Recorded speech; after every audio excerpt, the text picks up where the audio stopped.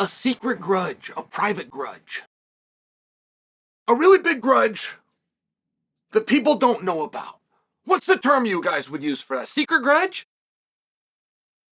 If you go look at the timeline between Nurmagomedov and Merab,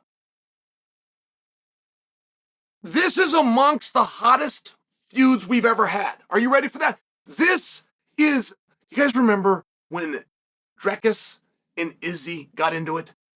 And the media loved it. They wanted it so bad, but they couldn't report on it because it still had to do with race. It was black and white, and everybody got uncomfortable. But the media was just wanted it to keep coming. But they didn't know how to comment on the article, so they would just play their clips. Are you guys with me on this? Because that's not far off with Merab and Umar. All right, guys, stay with me here. Umar's going to fight for a title, okay? Now, I'm taking you back to winter of 2024. I'm taking you back to the incredible card done at Sphere. Sean O'Malley versus Merab. It is a foregone conclusion that O'Malley's going to win. Like in this sport, we do, as far as, the favorites and the underdogs, we do lean to whoever is most popular, and Sean O'Malley is red hot. Now, there's one thing I didn't love about the fight for O'Malley. And that is they put Umar in the front row and said that Umar gets the winner. And I felt like Sean now has to fight two guys.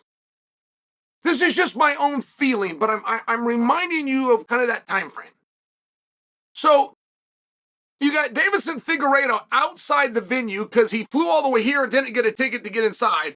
You got Umar sitting in the front row. You got O'Malley's going to walk out absolute last. The biggest live gate the industry has ever seen. No Pride, no Strike Force, no WEC. Nobody touched the numbers of this game. You're going to put all of that on O'Malley. Fine. But this is the scene.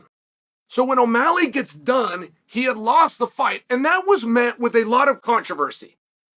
I will tell you, as somebody that was there in person, I'm sitting next to Gilbert Melendez, and I'm mouthing to Gilbert, who won? I'm sitting by Rowash Jr., and I'm shoulder tapping. I'm saying, hey, who won? Dominic Reyes is a few seats down. I know I'm name dropping right now, but this is what happened. Hey, who won that fight?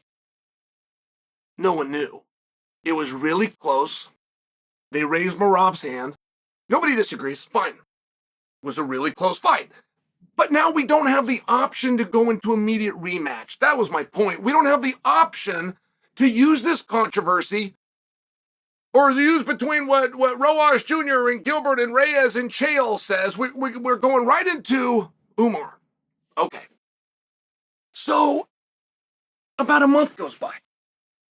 And the headline comes out that Umar Nurmagomedov is going to headline an ESPN event, opponent to be determined. So the only thing that we get out of this as a community, guys, is that Umar Nurmagomedov is fighting somebody not named Merab. And by the way, when they say that Umar is going to be in the main event, opponent to be determined, there's no other reasonable conclusion you could come to than Merab is out. So if Merab is out, he's either ill or injured. And if he's ill or injured, we would like to know for roughly how long. We don't get any of this info. None of it. Absolutely nothing is coming to us as an audience. We can't get a confirmation that Merab's out. We can't get a confirmation if this is perhaps an interim title fight. We can't get a confirmation that if Umar fights and is to lose, that the number one contendership is on the line. We don't get anything, guys, for about 3 weeks. About 3 weeks went by where we're just sitting there going, what is going on? All of a sudden comes the announcement. Umar, Merab. They asked Dana, why? How did we get here and why are we here? And Dana said, because I was trying to leave my office one day, known as yesterday, and I got the 35-pound champion of the world waiting in the lobby yelling at me that he's tired of the trash that's being talked about him. So this is Merab barges in to the UFC headquarters, stops Dana from leaving, says, I'm tired of all the trash this Nurmagomedov's talking about, but you got to put us together. Dana's looking at the calendar right there in front of him, says, Merab, I don't have anywhere to put you. You supposedly are out. Umar is going to main event. And then we, the audience, get revealed. No, they're going to stack it up. We're going to LA. Our co-main event is also going to be for the World Championship. I'm just bringing you guys up to speed on how we got here. And I remember when Merab said it, I remember thinking, Merab, why are you so sensitive? Like, what is it that Umar Nurmagomedov has done? Now, I'm not denying that Umar did something. What I'm denying is that Merab interpreted it the right way. And I don't actually know. They haven't actually come out and said what was said that pissed Merab off so bad. But you got an accent, and you got foreign language. Then you usually got a middleman like I'm doing right now that's telling the story as best they can. Then a lot of times it's on social media. Now you got an editor involved. Like, it's one of these things where to upset Merab, what exactly was said? So I kind of make a mental note to myself, and I go, okay, put everything behind us. Just put it behind us. We had the wrong date, wrong venue, wrong everything. I'm going to start right now.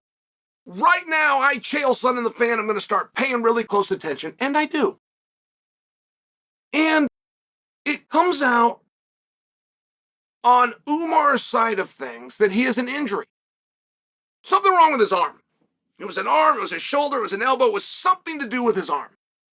And I remember thinking, man, that's a big deal. That's a big deal to come out and disclose that when you're seeking something known as a privileged license, where ultimately there are a lot of checks that you have to go through, but ultimately a commission is going to ask you straight up, can you do this? Are you healthy to do this?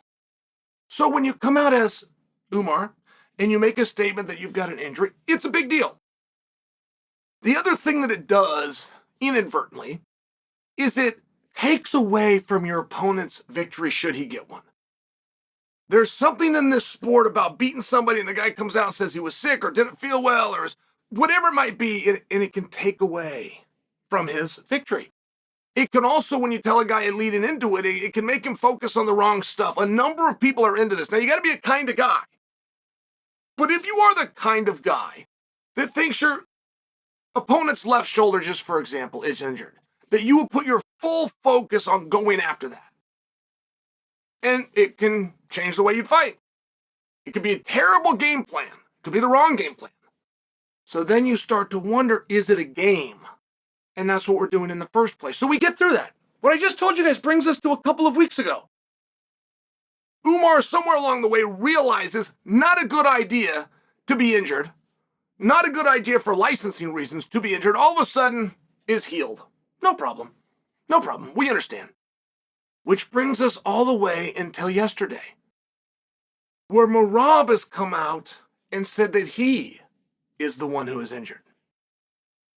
He will not reveal to us what that injury is, because he would not want to alert his opponent. That is so mean. It's so mean by both of them. They have both come out and claimed injury. We've never seen this before, guys. We have never had anybody do this. One side is the aggrieved party, the wounded duck, if you will. One side is dealing with the injury, but tough enough and courageous enough to get through it. We've never seen a counter strike for that. And we see the claim all the time.